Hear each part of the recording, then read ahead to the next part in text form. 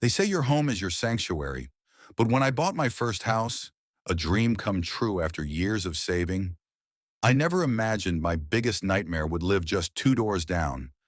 Wear a visor at all hours of the day, and wield the power of a clipboard like a medieval weapon.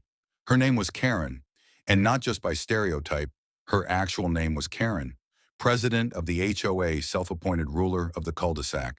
And this is the story of how she tried to take over my pool for her granddaughter's birthday, and how I turned the tides by literally draining the fun right out of it.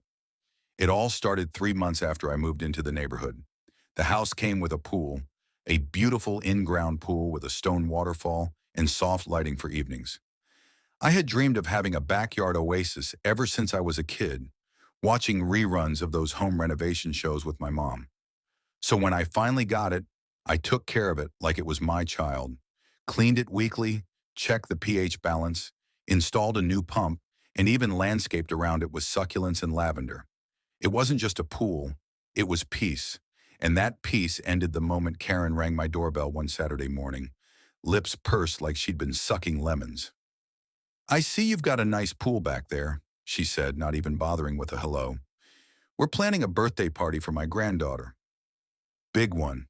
Bounce house, magician, the whole 9 yards. She'd love a pool party, so I'm going to need access to yours next weekend." I blinked. "Wait, you want to use my pool?" "Not want. Need," she said sharply, already writing something on her clipboard. "HOA guidelines allow for neighborly cooperation. We all do our part around here." I laughed, thinking it was a joke. It wasn't.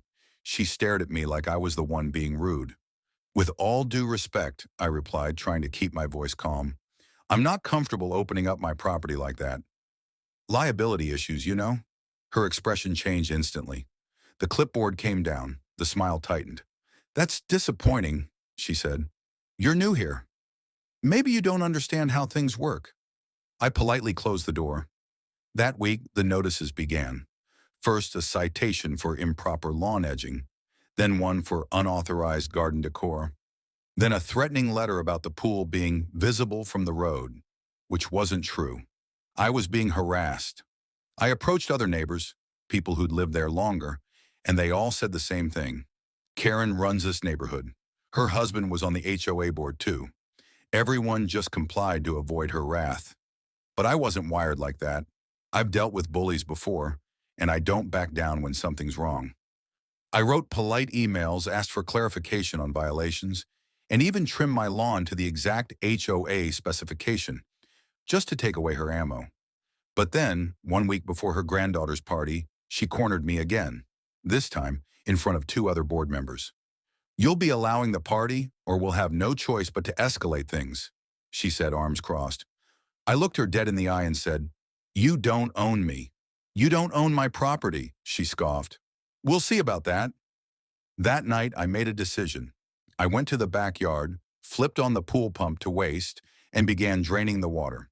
It took hours, but by sunrise, the sparkling blue had turned into an empty concrete basin. The morning of the party arrived, and around 9 a.m., I heard screaming across the fence. Karen was at my gate, flanked by a dozen balloons and a clown, shouting at me. "What did you do?" she bellowed. "I drained it," I said calmly, sipping coffee. "I figured if the pool was such a problem, might as well take it out of the equation." "You can't do that," she shrieked. "This is sabotage. I already told the parents." "Well," I interrupted, "you should have told them the pool didn't belong to you." She stormed off. An hour later, the police arrived. 2 officers knocked on my door. I welcomed them in, showed them the drained pool, and explained everything. How she demanded use of my private property, the harassment, the phony citations.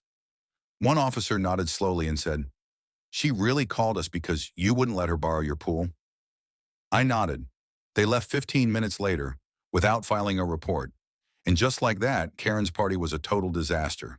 The kids sat in soggy bounce houses, parents murmured in confusion, and the clown looked like he was questioning his career choices.